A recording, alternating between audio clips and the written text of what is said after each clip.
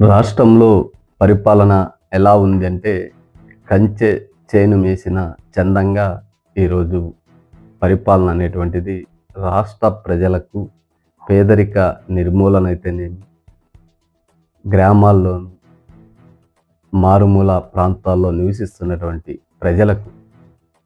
2014 ముందు ఉమ్మడి ఆంధ్రప్రదేశ్లో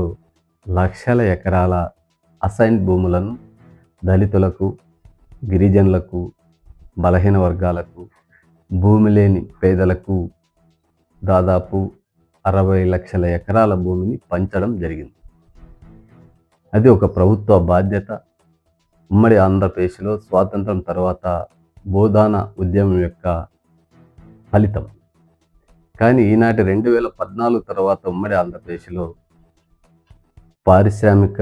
వాడల పేరుతోనూ, షెడ్యూల పేరుతోనూ, నేషనల్ హైవేల పేరుతోనూ, సోలార్ విండ్ ప్రాజెక్టుల పేరుతోనూ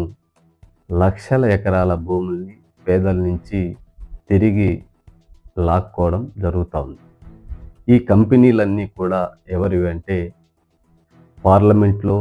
అసెంబ్లీలో ప్రజల కోసం, ప్రజల అభివృద్ధి కోసం, సంక్షేమం కోసం చట్టాలు చేసేటువంటి బాధ్యత ఉన్నటువంటి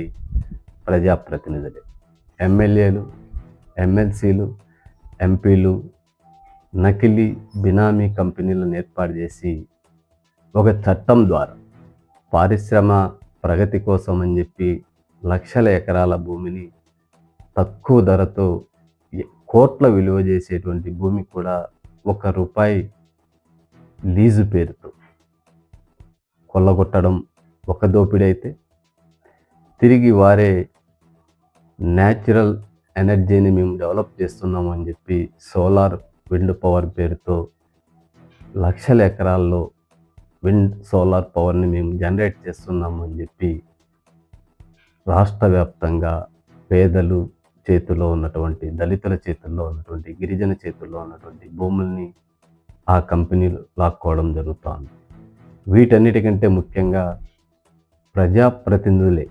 అసైన్ భూముల్ని వందల ఎకరాల కబ్జాలో ఉంచుకుంటే అది దక్కవలసినటువంటి దళితులకు కానీ, భూమి లేని పేదలకు కానీ, బలహీన వర్గాలు, గిరిజనులకు ఈరోజు భూమి అనేది ఎక్కడా దొరకనటువంటి ఒక విలువైనటువంటి వస్తువుగా మార్కెట్లో ప్రవేశపెట్టి వీరు మాత్రం ఈరోజు ఒక ముఖ్యమంత్రి, రాష్ట్ర క్యాబినెట్లో ఉన్నటువంటి ఐటీ శాఖ మంత్రి, తనకు సంబంధించినటువంటి సొంత ఒక పార్లమెంట్ సభ్యుని చేతిలో విశాఖ నగరంలో వందల కోట్ల విలువైనటువంటి భూమి 55 ఎకరాల కబ్జా చేసి అసైన్డ్ భూమిని దాన్ని క్రమబద్ధీకరించుకునేటువంటి కుట్రకు రాష్ట్ర ముఖ్యమంత్రి, ఐటీ శాఖ మంత్రి, క్యాబినెట్ పాల్పడితే ఇదే కంచె చేను మేసింది అనేటువంటి దానికి ప్రధాన ఉదాహరణ. ఇలా ముఖ్యంగా చెప్పుకుంటూ పోతే రాష్ట్ర వ్యాప్తంగా ఎమ్మెల్యేలు, ఎంపీలు, ఎమ్మెల్సీలు, ప్రజాప్రతినిధుల కబ్జాలో ఉన్న అసైన్డ్ భూములపైన విచారణ జరిపించాలని చెప్పి రాష్ట్ర ప్రధాన కార్యదర్శికి, ప్రభుత్వ ప్రధాన కార్యదర్శికి డాక్టర్ పోతుల నాగరాజు విజ్ఞప్తి చేస్తూ, అదేవిధంగా అనంతపూర్ నగర ఎమ్మెల్యేగా పనిచేసినటువంటి వైఎస్ఆర్సీపీ నాయకుడు కబ్జాలో కూడా 50 ఎకరాలు పైబడి వాళ్ళ నాన్న ఎంపీగా పనిచేసినటువంటి కాలంలో, తన తమ్ముడు ఒక బ్యాంక్ ఆఫీసర్గా పనిచేసినటువంటి ఆయన కుటుంబం పేరు మీద, ఈయన ఎమ్మెల్యేగాను, ఎంపీగా పనిచేసి ఈయన కబ్జాలో కూడా 50 ఎకరాలు పైబడి అసైన్ ల్యాండ్ ఉంది అని చెప్పి గత ఎమ్మెల్యే ఆరోపించినటువంటి వ్యాఖ్యల పైన ఇలా ప్రతి ప్రజాప్రతినిధి, ప్రతి నియోజకవర్గంలోనూ ఏదో ఒక విధంగా పేదలకు దక్కాల్సిన భూమి లేని పేదలకు, నిరుపేదలకు భూమి లేకుండా చేసి వీరు ప్రజాప్రతినిధులుగా మన్ననలు పొందుతూ పేదల భూముల్ని, అసైన్ భూముల్ని కొల్లగొట్టి వారి కబ్జాలో ఉంచుకున్నటువంటి వాటిని విముక్తి చేసి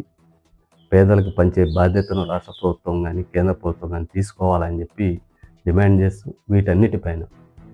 ఒక బ్యూరోక్రాట్స్తో కానీ, లేదా రిటైర్డ్ జడ్జితో కానీ, లేదా రిటైర్డ్ ఐఏఎస్, ఐపీఎస్ అధికారులని కమిటీగా వేసి ఈ అసైన్ భూముల వివరాలు